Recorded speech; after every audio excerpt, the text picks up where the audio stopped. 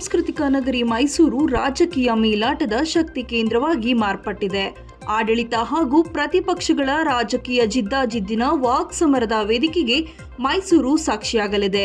ಕಾಂಗ್ರೆಸ್ ಪಕ್ಷದ ಜನಾಂದೋಲನ ಸಮಾರೋಪ ಸಮಾವೇಶಕ್ಕೆ ಕ್ಷಣಗಣನೆ ಆರಂಭವಾಗಿದ್ದು, ನಾಳೆ ಅಂದರೆ ಶುಕ್ರವಾರ ಮೈಸೂರಿನ ಮಹಾರಾಜ ಕಾಲೇಜು ಮೈದಾನದಲ್ಲಿ ಆಯೋಜಿಸಲಾಗಿರುವ ಕಾಂಗ್ರೆಸ್ ಜನಾಂದೋಲನ ಸಮಾರೋಪ ಸಮಾವೇಶ ತೀವ್ರ ಕುತೂಹಲವನ್ನ ಕೆರಳಿಸಿದೆ. ಪ್ರತಿಪಕ್ಷಗಳಾದ ಬಿಜೆಪಿ ಮತ್ತು ಜೆಡಿಎಸ್ ಪಾದಯಾತ್ರೆಗೆ ತಿರುಗೇಟು ನೀಡಲು ಕೈಪಡೆ ಸಿದ್ಧತೆ ನಡೆಸಿದೆ. ಸಿಎಂ ಸಿದ್ದರಾಮಯ್ಯರನ್ನ ಬೆಂಬಲಿಸಲು ನಡೆಯುತ್ತಿರುವ ಬೃಹತ್ ಸಮಾವೇಶದ ಯಶಸ್ಸಿಗಾಗಿ ಕಾಂಗ್ರೆಸ್ ಕಟ್ಟಾಳುಗಳು ಪಣ ತೊಟ್ಟಿದ್ದಾರೆ. ಬಿಜೆಪಿ ಮತ್ತು ಜೆಡಿಎಸ್ ಆರೋಪಗಳಿಗೆ ತಿರುಗೇಟು ನೀಡಲು ಕಾಂಗ್ರೆಸ್ ನಾಯಕರು ತಯಾರಿಯನ್ನ ನಡೆಸಿದ್ದು, ಇದರ ನಡುವೆಯೇ ಕಾಂಗ್ರೆಸ್ಗೆ ಟಕ್ಕರ್ ಕೊಡಲು ಬಿಜೆಪಿ ಮತ್ತು ಜೆಡಿಎಸ್ ಭರ್ಜರಿ ರಣತಂತ್ರವನ್ನ ರೂಪಿಸಿದ್ದಾರೆ.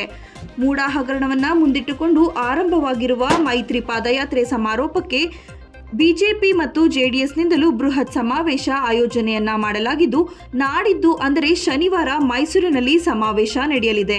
ಒಕ್ಕಲಿಗರ ಪ್ರಾಬಲ್ಯದ ಜಿಲ್ಲೆಗಳಲ್ಲಿ ನಡೆಯುತ್ತಿರುವ ರಾಜಕೀಯ ಮೇಲಾಟದ ಲಾಭ ಪಡೆಯಲು ಎಚ್ಡಿಕೆ ಮತ್ತು ಡಿಕೆಶಿ ಪೈಪೋಟಿಯನ್ನ ನಡೆಸುತ್ತಿದ್ದಾರೆ.